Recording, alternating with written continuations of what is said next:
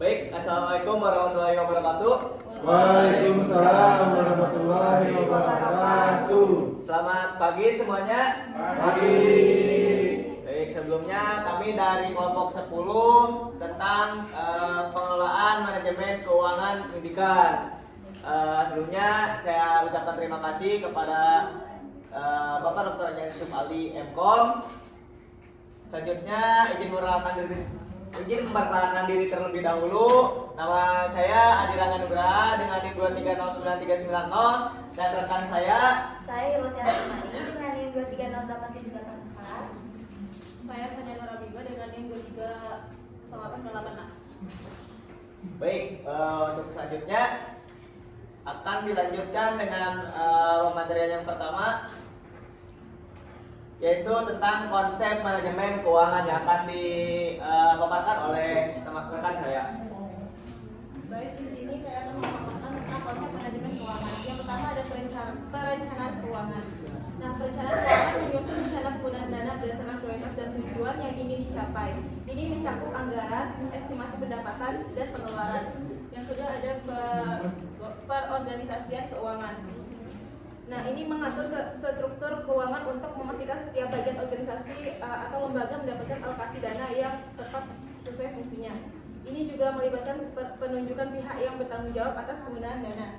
Yang ketiga ada pengendalian keuangan. Ini adalah proses monitoring dan pengawasan terhadap penggunaan dana untuk memastikan bahwa dana digunakan sesuai dengan rencana dan anggaran yang sudah ditetapkan. Yang keempat ada penganggaran. Penganggaran ini membuat anggaran sebagai alat untuk membatasi dan mengarahkan pengguna keuangan. Anggaran mencerminkan rencana alokasi sumber daya untuk kegiatan operasional dan proyek tertentu. Yang kelima ada akuntansi dan pelaporan keuangan. Akuntansi dan pelaporan keuangan ini mencatat dan melaporkan semua transaksi keuangan secara akurat dan teratur. Laporan keuangan ini penting untuk analisis kinerja keuangan dan sebagai dasar pengambilan keputusan. Selanjutnya ada pengambilan keputusan keuangan. Pengambilan keputusan keuangan ini menentukan keputusan yang melibatkan pengelolaan sumber daya keuangan seperti investasi, pengeluaran, dan sumber pendanaan. Selanjutnya ada pengendalian risiko.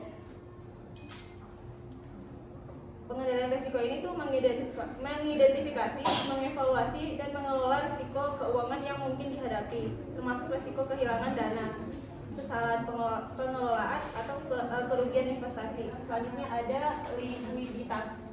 Likuiditas ini adalah memastikan ketersediaan dana yang cukup untuk memenuhi kewajiban jangka pendek seperti pembayaran gaji, pembelian barang, atau kebutuhan mendesak lainnya. Selanjutnya adalah efisiensi dan efektivitas. Efisiensi dan efektivitas ini yaitu memastikan bahwa dana digunakan dengan cara yang paling efisien, sedikit mungkin sumber daya, dan efektif mencapai hasil maksimal. Ya, selanjutnya akan dijelaskan oleh teman saya. Baik, selanjutnya yaitu tentang implementasi manajemen keuangan. Ini sebenarnya adalah data dari sekolah yang telah kita observasi. Jadi yang pertama itu ada perencanaan keuangan. Jadi perencanaan keuangan dari SD Pembuaran telah tercatat dan tersusun di RKAS dan di RKAT dengan berbagai kegiatan yang belum terlaksana dan yang telah terlaksana, serta berbagai fasilitas yang digunakan dalam pembelajaran. Sumber pendapatan yang diterima oleh sekolah yaitu bersumber dari sisa tahun lalu dan dari dana BOS pusat dengan total 147.348.000. Sisa tahun lalu ya, dari sisa tahun lalu ada 408.000 dan dari dana BOS 146.940.000. Kemudian yang kedua yaitu ada penganggaran. SDN Pembuaran telah membuat anggaran dengan berbagai komponen. Ini termasuk dalam implementasi penggunaan dari anggaran-anggaran yang ada di SDN Pembuaran. Yang pertama itu ada pengembangan perpustakaan. Jadi salah satu penggunaan anggaran dari SD Pembuaran yaitu pengembangan perpustakaan. Yang kedua yaitu kegiatan pembelajaran dan ekstrakurikuler. Dari kegiatan pembelajaran dan ekstrakurikuler ini, kegiatan pembelajaran adalah salah satunya adalah untuk memfasilitasi siswa-siswa SD Pembuaran dengan fasilitas yang memadai gitu. Dan ekstrakurikulernya ada pramuka dan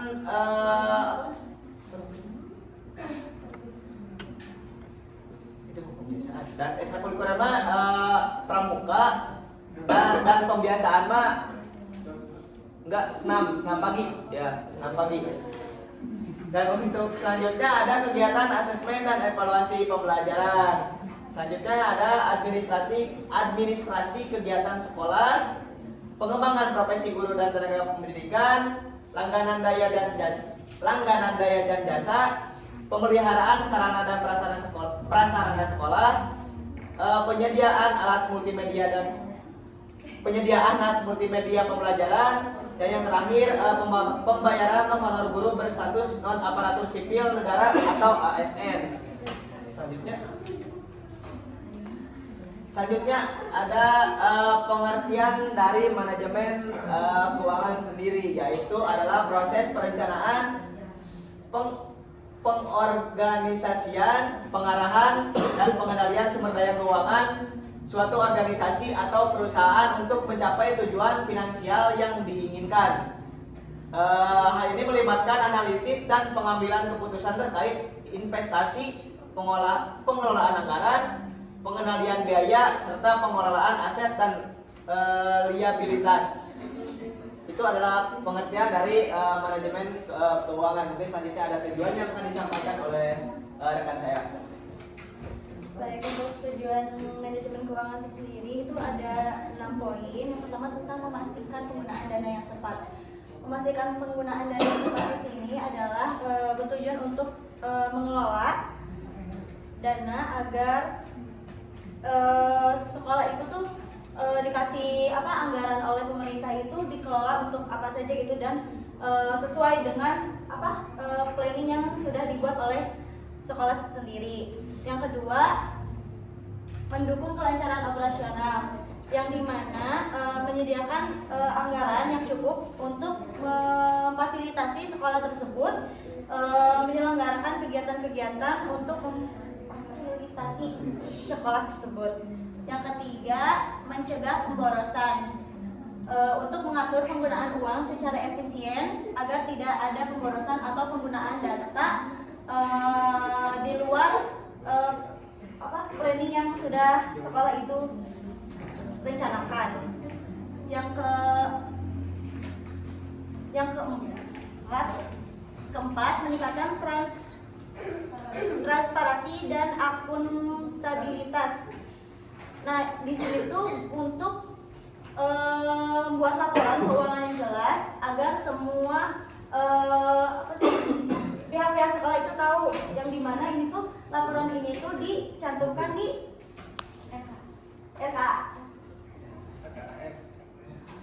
RKAS. Yang kelima, perencanaan keuangan jangka panjang, yang dimana untuk merencanakan kebutuhan dana di masa depan untuk memastikan kelangsungan program pendidikan dan pengembangan sekolah. Dan yang terakhir, mendukung peningkatan kualitas pendidikan, mengalokasikan uang untuk program yang dibikin untuk pembelajaran atau memfasilitasi sekolah itu menjadi lebih baik. Selanjutnya, fungsi. Yang pertama, perencanaan keuangan. Perencanaan keuangan ini tuh pemerintah itu kan ngasih anggaran untuk sekolah. Nah, anggaran itu tuh dibuat gitu oleh sekolahnya tuh akan dikelola untuk apa saja, apa untuk membeli buku ataupun fasilitas yang lainnya. Yang kedua yaitu pengorganisasian. Setelah rencana dibuat, nanti dibagi-bagi tugas. Uang itu tuh untuk kegiatan seperti kegiatan keolahragaan atau kebutuhan kelas atau kebutuhan fasilitas lainnya untuk sekolah tersebut. Yang ketiga, pengendalian, memastikan uang yang digunakan sesuai rencana atau seperti yang tadi dijelaskan di tujuan, agar tidak menimbulkan pemborosan. Yang keempat, pengawasan. Pengawasan ini dilakukan secara berkala, dicek apakah pengeluaran itu sesuai dengan anggaran atau tidak sesuai dengan anggaran yang telah direncanakan. Yang kelima, pelaporan keuangan. Pelaporan keuangan ini dibuat secara jelas untuk dievaluasikan gitu, uang ini tuh digunakan untuk apa saja dan dikelola untuk apa saja. Yang terakhir, evaluasi. Pengelolaan keuangan ini sudah sesuai dengan tujuan sekolah tersebut atau belum, dan jika belum itu akan diperbaiki pengelolaan keuangannya oleh sekolah tersebut. Ini profil.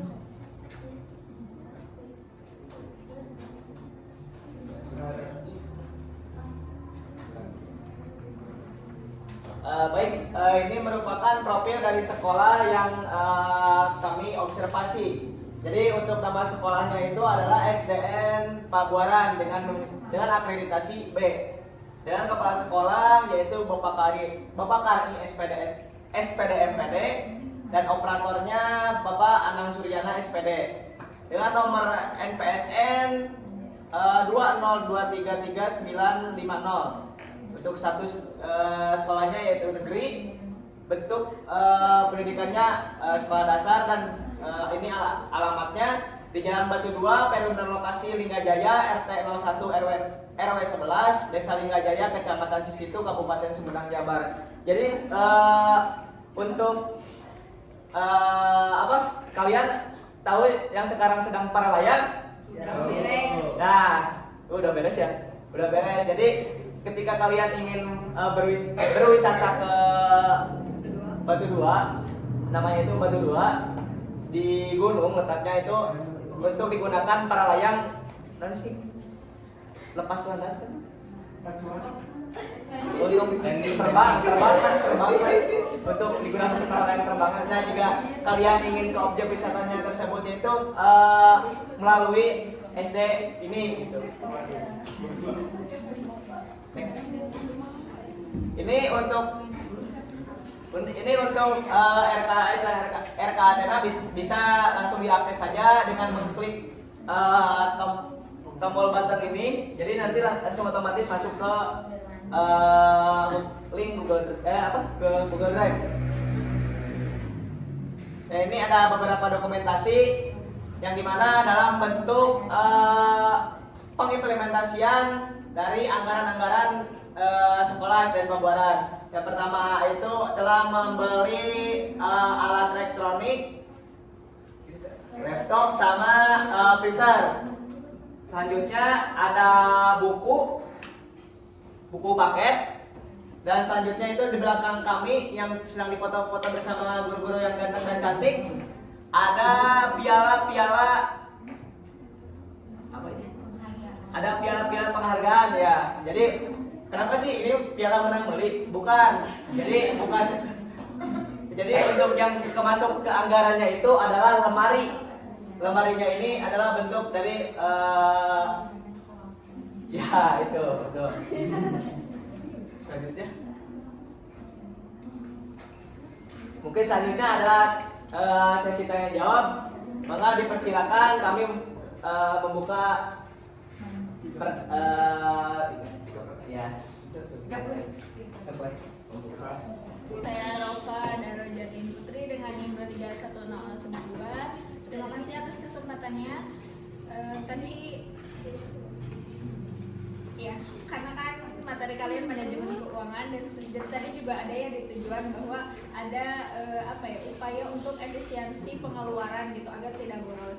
Nah, bagaimana gitu konsekuensi dari pengeluaran yang tidak terencana dalam manajemen keuangan di sekolah gitu, dan bagaimana cara kalian mengatasinya jika kalian ada di posisi tersebut, atau berkaca pada kasus apabila pernah terjadi di SD yang kalian observasi. Siap cukup, terima kasih. Baik, saya ucapkan terima kasih kepada kelompok 10 karena telah memberikan saya waktu untuk bertanya. Sebelumnya perkenalkan, nama saya Bayu Fauzi dengan NIM 2308484. Terkait kelompok 10 ini menjelaskan tentang manajemen keuangan ya. Nah, bagaimana jika sumber pendanaan di suatu sekolah kurang dari pemerintah dana bos yang didapat itu sedikit? Nah, selanjutnya sekolah tersebut melakukan seperti galang dana kepada masyarakat atau menjalin kemitraan dengan orang lain atau perusahaan-perusahaan lain gitu. Apakah cara itu akan efektif dalam waktu jangka panjang? Sekian yang bisa saya. Terima kasih. Baik, terima kasih kepada kelompok 10 yang telah memberikan kesempatan saya untuk bertanya pada presentasi kali ini. Pertanyaan saya tadi ada pada konsep manajemen keuangan poin 7 tentang pengendalian risiko. Pertanyaan saya, apa risiko dalam manajemen keuangan yang dihadapi oleh sekolah dan bagaimana cara sekolah mengatasi risiko tersebut? Baik, saya ucapkan terima kasih kepada rekan-rekan yang telah bertanya. Di sini kami izin berdiskusi terlebih dahulu selama 3 menit. Baik, terima kasih. Baik, di sini saya akan menjawab pertanyaan dari Teh Ropa. Tadi pertanyaannya tentang konsekuensi manajemen keuangan dan cara mengatasinya. Betul kan? Ya. Yang dari konsekuensinya di sini ada 5, yaitu yang pertama adalah keterbatasan anggaran. Jadi pengeluaran tak terduga dapat menguras anggaran yang telah disusun, mengakibatkan kurangnya dana untuk kebutuhan lain yang lebih penting gitu. Selanjutnya kualitas pendidikan menurun dikarenakan karena anggaran yang tidak tersusun. Jika dana dialokasikan untuk pengeluaran yang tidak penting, sekolah mungkin tidak dapat menyediakan sumber daya yang memadai untuk kegiatan pendidikan seperti buku dan alat fasilitas yang tadi saya tayangkan. Selanjutnya ada tanggung jawab finansial. Pengeluaran yang tidak direncanakan bisa mengakibatkan hutang karena minjam sana sini gitu. Selanjutnya ada ketidakpercayaan stakeholder. Orang tua dan masyarakat mungkin kehilangan kepercayaan terhadap manajemen sekolah jika pengeluaran tidak terencana sering terjadi gitu. Selanjutnya stres dan beban kerja. Ini untuk konsekuensi ini terjadi kepada staf dan bendahara sekolahnya gitu. Jadi stres mungkin mikirin nyatetin pengeluaran sana sini yang tidak puguh. Selanjutnya ada cara mengatasinya. Yang pertama menyusun anggaran yang fleksibel. Yang kedua monitoring dan evaluasi. Jadi monitoring dan evaluasi ini pasti sering dilakukan oleh setiap sekolah untuk mengevaluasi tentang pengeluaran dan pemasukan dari dana gitu. Selanjutnya yang ketiga pelatihan manajemen keuangan. Jadi ini diberikan pelatihan manajemen keuangan ini diberikan kepada staf yang terlibat dalam pengelolaan keuangan sekolah agar mereka lebih memahami pentingnya perencanaan dan pengawasan keuangan.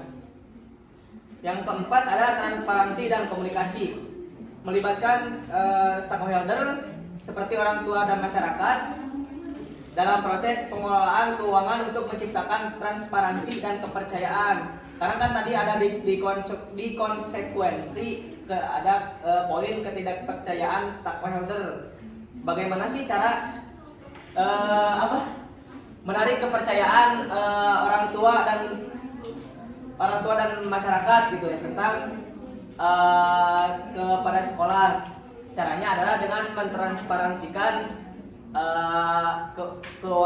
pengelolaan keuangan yang ada di sekolah tersebut gitu.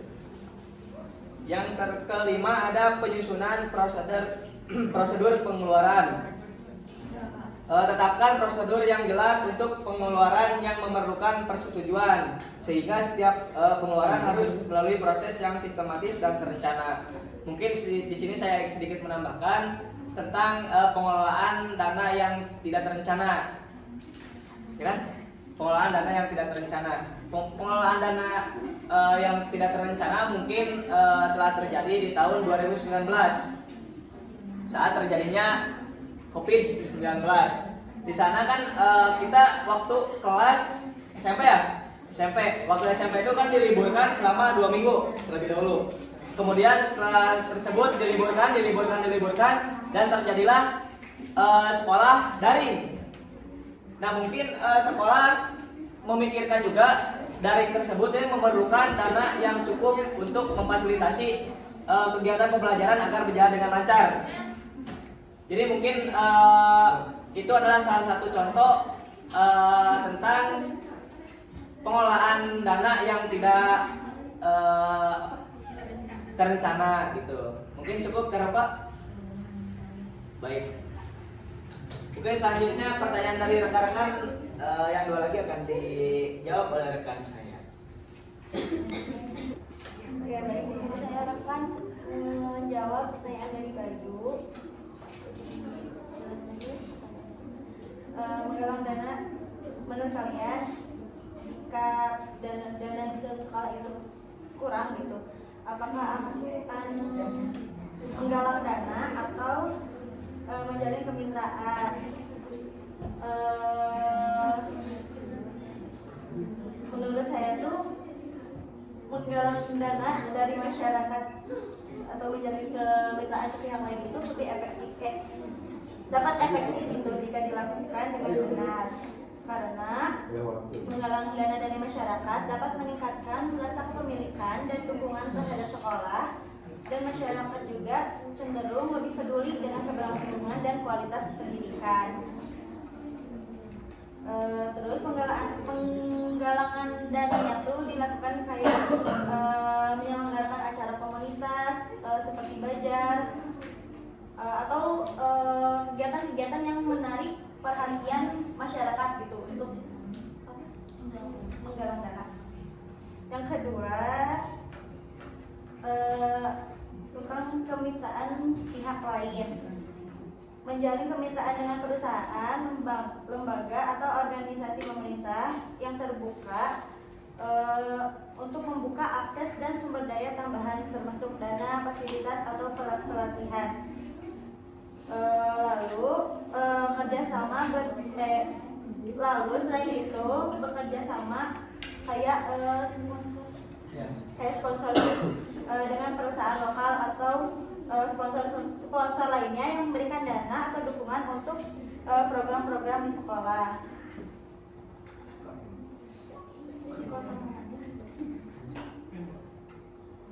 Jadi kalau misalkan apa yang telah saya sebutkan tadi dilakukan secara tepat dan strategis, maka keterlibatan itu akan aktif dan pengelolaannya itu akan berjalan dengan baik. Tapi mungkin jadi menambahkannya Kang Bayu, kalau kita menjalin kerjasama bersama sponsor itu kadang tergantung sponsornya juga kan, ada yang memasang target, ada pun yang hanya ingin pajang nama dan ngasih uang untuk uang gitu kan. Nah waktu itu ada salah satu kegiatan yang sponsornya tuh dari kecantikan. Jadi buat bentuk sponsornya tuh dia mau membiayai, kan acaranya tuh acara disnatalis ya, disnatalis. Dia itu mau membiayai panggung, tapi asalkan dia masang target penjualan gitu ke mahasiswa. Jadi misalkan target terjualnya harus 200 pieces, baru dia mau membiayai panggung tersebut gitu. Jadi mungkin ada resikonya juga buat kalau penggalangan dana dari sponsor gitu. Jadi mungkin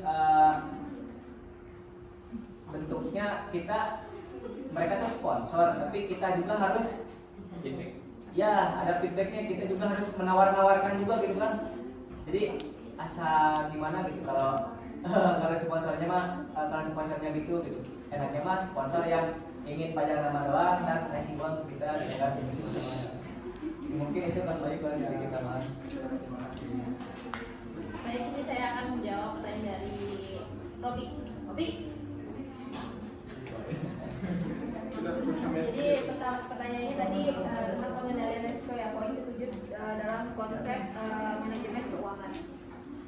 Pertanyaannya itu apa risiko dalam manajemen keuangan yang dihadapi sekolah dan bagaimana sekolah tersebut mengatasi risiko tersebut.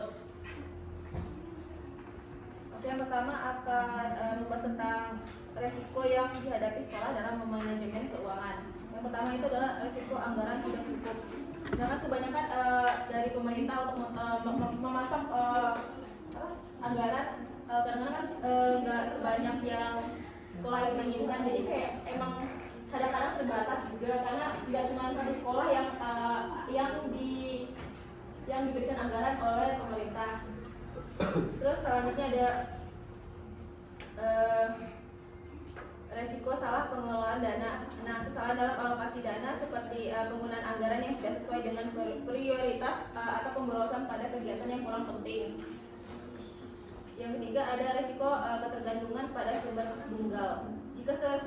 Jika sekolah hanya bergantung pada satu sumber dana, misalnya dana pemerintah atau sumbangan orang tua, ketidakpastian dari sumber tersebut dapat menjadi ancaman bagi keberlanjutan keuangan. Yang keempat ada resiko ketidakpastian ekonomi. Fluktuasi ekonomi dapat mempengaruhi dana yang diterima sekolah, baik dari pemerintah maupun donatur. Misalnya dalam situasi ekonomi yang sulit, dana hibah atau CSR dari perusahaan bisa berkurang. Kelima ada resiko penyelewengan keuangan. Nah ini biasanya dapat terjadi pada sekolah. Misalkan ada kecurangan, misalkan ingin membuat pengelolaan dana, tapi si pengelolanya ini malah apa itu namanya? Yang begitu? Korupsi. Selanjutnya ada resiko pembenaran biaya. Nah biasanya kan ada kenaikan biaya operasional dan lain-lain, seperti gaji, terus ada perawatan fasilitas dan lain-lain. Nah ini tuh biasanya kan kayak gimana ya? Gajinya tuh kayak gimana ya? Menggunakan anggaran yang tersedia, terutama jika sekolah tidak melakukan perencanaan jangka panjang. Selanjutnya ada cara sekolah mengatasi resiko. Nah, yang pertama itu adalah membuat perencanaan keuangan yang matang. Kan nggak mungkin misalkan kita nggak ada perencanaan terus langsung bikin manajemen keuangan, itu berarti nggak akan terkonsep dong. Jadi nggak akan apa sih? Jadi nggak akan efektif dan banyak resikonya. Selanjutnya ada diversifikasi sumber pendanaan, yaitu adalah kemitraan dengan sektor swasta atau lembaga non-profit seperti yang Bayu tanyakan tadi dan sudah dijawab oleh Adi. Selanjutnya ada pengelolaan keuangan yang transparan dan akuntabel. Nah itu kayak penggunaan sistem akuntansi yang tepat. Terus ada audit internal dan eksternal. Nah laporan keuangan yang transparan. Terus yang keempat ada efisiensi pengeluaran, yaitu adalah memprioritaskan pengeluaran penting seperti perawatan fasilitas, gaji guru, dan bahan ajar. Selanjutnya ada pengembangan sumber daya manusia atau SDM. Kan kita ini kan kayak misalnya pengelolaan dana itu kan gak kayak gimana ya? Guru-gurunya yang profesional, kayak nggak boleh, kan banyak tuh guru-guru yang pengen kayak mengambil sedikit keuntungan dari pengelolaan dana tadi, seperti yang korupsi tadi. Terus ada dana cadangan atau asuransi. Nah di sini tuh ada dana cadangan, misalnya itu kayak bencana alam atau penurunan mendadak dalam pendanaan. Apalagi sekolahnya Adi ini kayak yang tinggi di bukit gitu, jadi kayak harus punya perencanaan keuangan gitu. Ya takutnya kan longsor atau gimana nanti kita nggak tahu. Terus harus memiliki asuransi ya seperti bangunan atau peralatan serta asuransi kesehatan untuk staf. Misalkan kan nanti ada stafnya yang jatuh tiba-tiba kepleset atau gimana, kan nggak kayak kita kan nggak ada asuransi, jadi gimana mau menolong si guru tersebut kan nggak bisa. Nah, terus selanjutnya ada monitoring dan evaluasi berkala. Yang pertama ada evaluasi berkala, yaitu melakukan evaluasi dan pemantauan rutin terhadap pelaksanaan anggaran dan kinerja keuangan untuk memastikan dana digunakan dengan efektif dan efisien. Jika ditemukan masalah, langkah perbaikan harus segera diambil. Misalnya ada revisi anggaran jika diperlukan. Dalam kondisi tersebut misalnya terjadi perubahan pendapatan atau situasi ekonomi yang tidak terduga, sekolah harus fleksibel dan merevisi anggarannya agar tepat relevan dengan kondisi terkini. Gimana? Terima kasih. Baik, mungkin itu dari diskusi kali ini. Saya ucapkan terima kasih kepada rekan-rekan yang telah bertanya. Mungkin selanjutnya ada sedikit tayangan dari kami tentang sekolah yang kami kunjungi.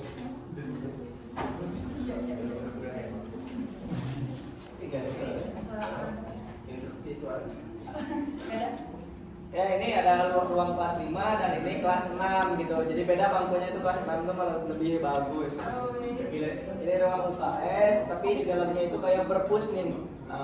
Jadi berbuku ya. Ini dari ruang kepala sekolah, ruang guru. Ini ada ruang kelas 1 sampai kelas 4 dan ini adalah merupakan rincian dari dana bos gitu data-datanya. Nah ini ada smartboard. Smartboard ini sebenarnya mah merupakan bantuan ya. Jadi enggak megang dana dari dana bos gitu. Ini kelas 4. Ini kelas. Yang di sini kami sedang melakukan interaksi juga dengan siswa-siswanya gitu. Dan ternyata meskipun sekolah ini yang terletak di pegunungan atau di pelosok juga, dan alhamdulillah interaksi siswa-siswanya balik baik gitu ke hadapi kita. Mungkin ini ada kesimpulan dari manajemen keuangan. Manajemen keuangan pendidikan di SMA Buaran merupakan proses pengelolaan dana yang meliputi perencanaan, penganggaran, pengendalian, dan pelaporan dengan tujuan untuk mendukung keberlangsungan pendidikan yang berkualitas serta operasional yang efektif. Pengelolaan ini bertujuan untuk memastikan penggunaan dana sesuai dengan kebutuhan, mencegah pemborosan, serta meningkatkan transparansi dan akuntabilitas. SDN Pabuaran merencanakan keuangan melalui RKAS dan RKAT dengan sumber dana utama dari BOS pusat dan sisa tahun lalu sebesar total 147.348.000. Anggaran digunakan untuk berbagai keperluan seperti pengembangan perpustakaan, kegiatan pembelajaran, pemeliharaan sarana prasarana serta pembayaran honor guru non ASN. Dengan adanya perencanaan dan penganggaran yang baik, sekolah dapat mendukung peningkatan kualitas pembelajaran dan operasional yang berkelanjutan. Mungkin itu pemaparan dari manajemen keuangan dari kelompok 10. Kami ucapkan terima kasih kepada rekan-rekan yang telah berpartisipasi aktif. Sekian dan terima kasih. Kami undur diri. Wassalamualaikum.